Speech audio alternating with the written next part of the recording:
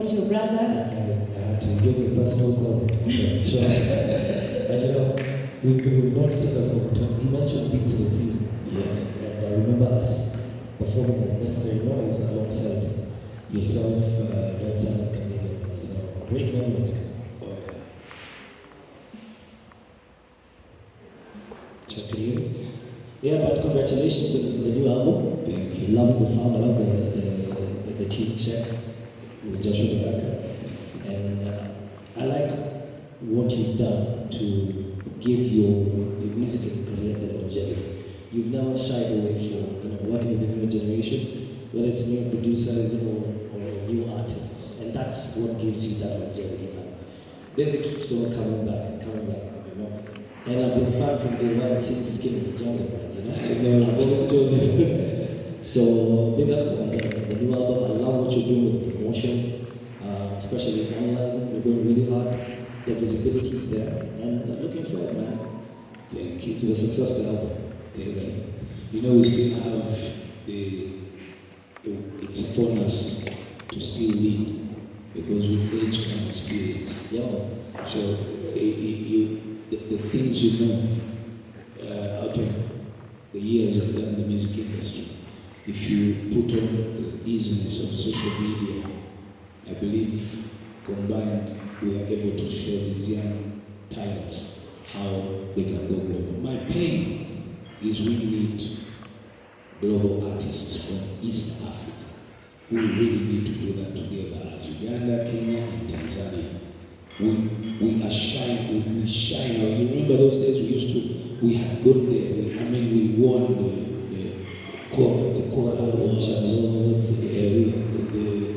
We did all that. I was here with the game for some awards with Youth Bashment. Remember we did the East African Bashment Group, Fire Anthem, Kobe won the big awards. We were beating all those Nigerians at that time, but somehow we just went sharp. Yeah. So, because we've got that experience, I believe we should pave just one more mile for the young artists. Give them that confidence that, this is the right direction now. Let's go. And then we step off, because the likes of Joshua Baraka, Suru, I like what BN is doing. That's exactly what needs to be done.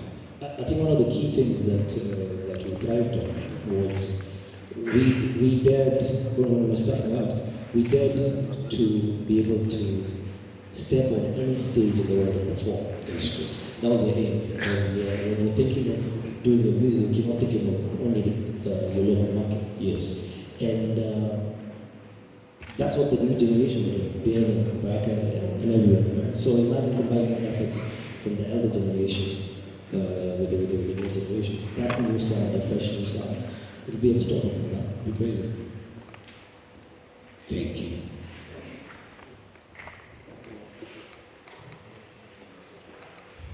Do we have someone right there? Daisy? Hi. Finally, we have a lady with a question. Okay. Hi. Hi. My name is Valerie Daisy. A fan of Thank you. your music, been a fan for years. You've talked about experience, and let me acknowledge you as well.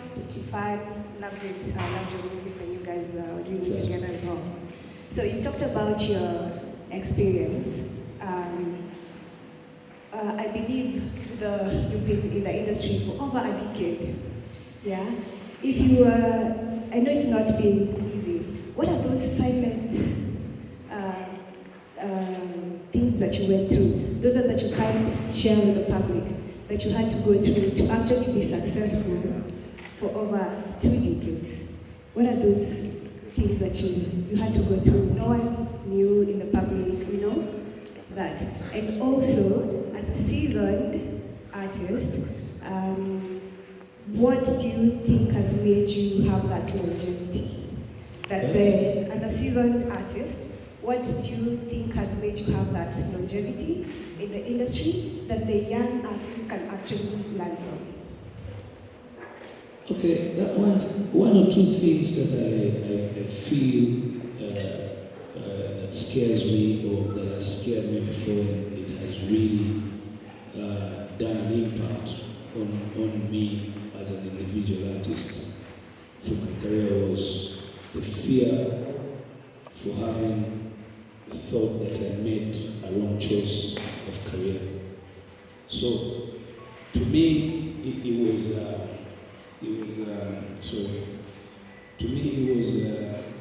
always, did I choose wrong? I mean, family.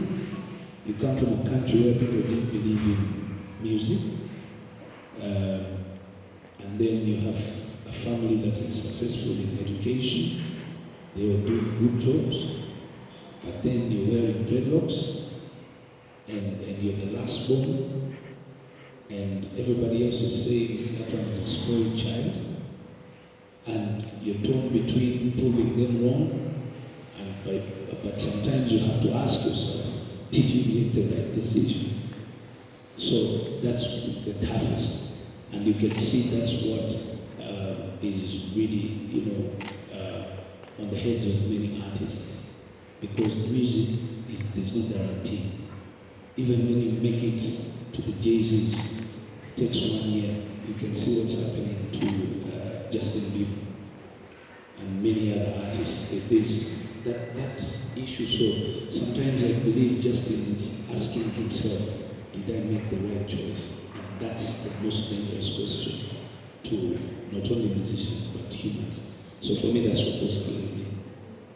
Then the issue of longevity, as I said earlier, is the passion I have for music and for my country, and now of course with East Africa togetherness.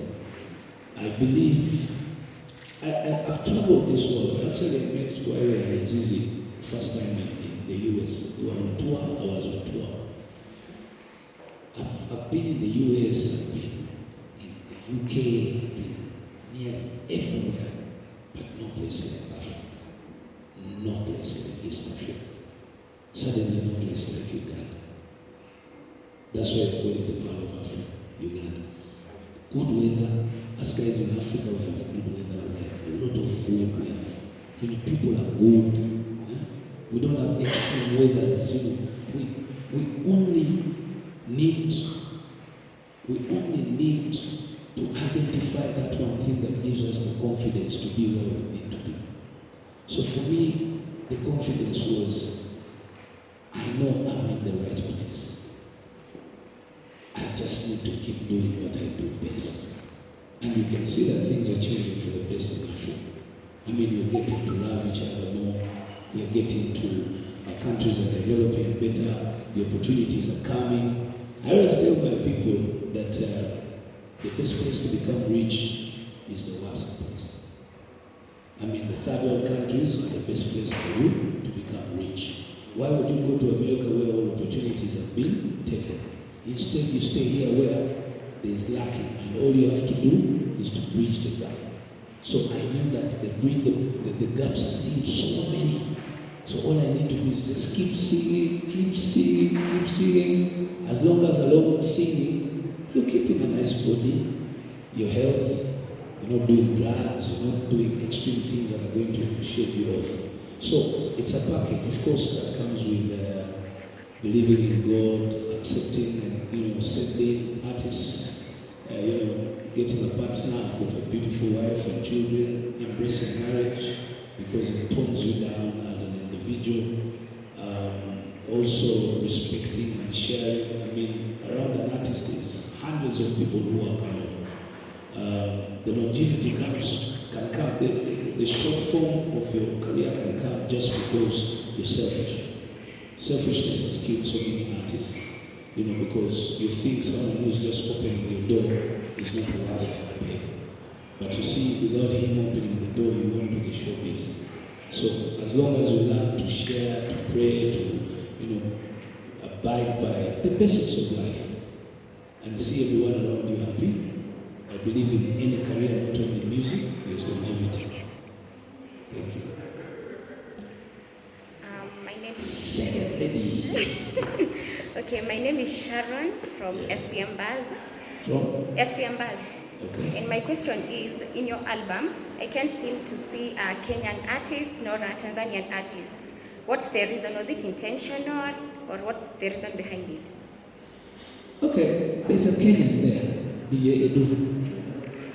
And DJ Edu is the first DJ stroke entertainment guru that I met here when I was in Kenya. And he holds a very high place in the UK right now. I mean, if you are looking to break as East Africans, if you notice that every single Nigerian that has broken from Nigeria to global has come to Uganda before, okay? Has come to Kenya before. They become global. But ask yourself a question: who are those people that are making things happen? They're the likes of DJ Edu, who is a Kenyan, the likes of Adesso, who is beautiful. Let's welcome the queen herself, the 60.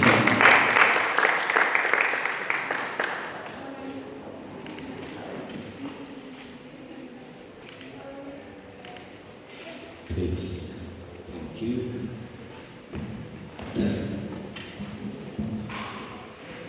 Yeah, I'm lost a bit because I saw the last time. Where was that? DJ Edu.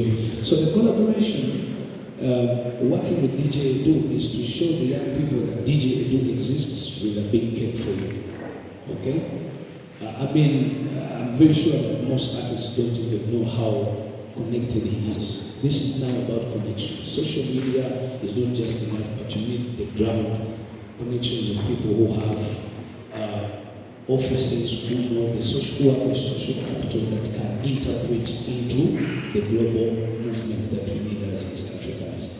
For Tanzania or for Rwanda, for Congo, for South Sudan, you can't believe I'm interested in doing collabs in South Sudan. The issue is, it's about numbers. We are here to teach our East African people the importance of streaming. Uganda has 50 million people. If Kenya has, how many? 55. 50 million. If Tanzania has 50 million, that's 150. If Rwanda has 20, that's 170. So if we teach just half of them to stream music, you just imagine, Sulu would drop a song and then it has 20 million streams in just a week. So we really don't need to do much away. We need to do a lot here within ourselves first. So for me, my state is in that position, humbly. All that is as a result of us guys needing, we need, and media also actually, because most of the time we talk as artists, but now this generation must include the media. Minus you guys is nothing. Thank you. Okay, how do you see the role of how do you see the role of regional unity and collaboration in East African music scene? Beautiful. What you see here is the East African Bashment Group, the first ever. Oh no, this is second. The second East African Bashment Group. The first one was with Red Sun and Chameleon. I have always believed in combining the power of population. That's where the gold is. I mean, Nas and Wyre needed to only perform 5 times in Kenya in a year, 5 times in Uganda in the same year, and 5 times in Tanzania in the same year. Those are 15 concerts. Those were enough to make them rich people. The same applies to me. You get it? So the concept of region, we started it long ago. That's why, as brands, as individual brands, we stay. But when we combine, we say East African Bashment. But at the same time, in Uganda, I was within the political corridors, and I used to see and hear the interest of our leaders combining the country. So as you hear that interest, you also pick interest musically to see that, okay, I can with a Tanzanian artist, I can work with a Kenyan, I can work with an Ethiopian artist. So to me, it is the most important thing that we need to bring to even our own Kenyan artists.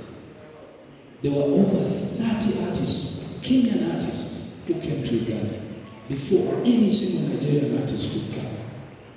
If you remember, there used to be, I think the only artist in Kenya who never came to Uganda was Dan P.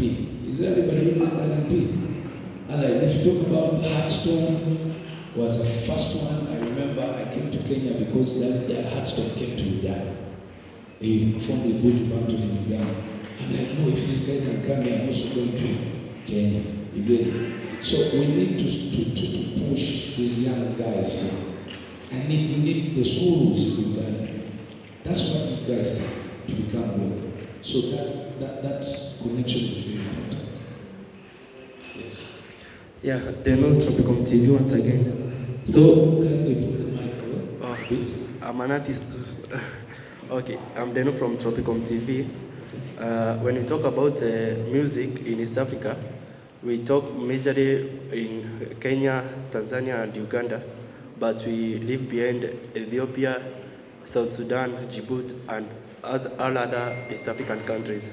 Do you feel that maybe we have left behind these other countries in terms of maybe talent nurturing and other stuff? Yes, it happens, but as for us, as we seated here, that's not true. Because actually our first reggae album was, the videos were recorded in Shashamane, which is in Ethiopia. And you just had amongst the countries that I said I'm very interested in to have a collaboration with South Sudan. You know how beautiful it looks like when you do a video with a very tall black South Sudanese man. To me, that's art. You get it? So imagine Nazia with a very tall black girl or guy.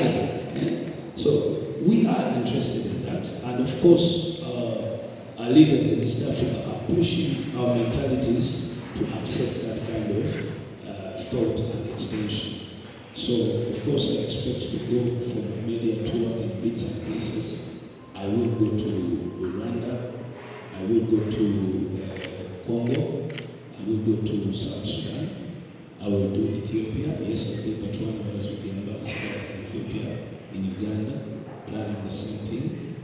We will extend to Ghana, Nigeria, SA. That's what we need to do so that now the young ones can also do that. They need to see somebody do it. They need to believe that it is doable, and then sky's the limit. Maybe to add on that, in short, anything that goes mainstream here in Nairobi or Uganda really takes off also in South Sudan as well, and in Ethiopia, because I've been there to perform a couple of times, and trust me, all the hit songs we've had here, including with Bashment, Agnes, and Noise, are really mainstream on that side already. So they're tuned, and then things have made it much easier to market your music when it's online. You know what I mean? So they're very much in touch with what's going on. You'll be shocked by the time Bebe is going to South Sudan, they're already vibing to the album. So the online presence has really helped of late. Like he said, our first project, we shot our videos in Shashamane, and we actually got to perform there as a staff of Bashment. So you might not see, if you're not on the ground, you might not know what kind of rotation is there, but they're actually calling us to do collaborations at the time, or they're calling us to do shows out there. So the presence is there. They're not left out. Naz, how have you been? I'm good, baby. She's always smiling.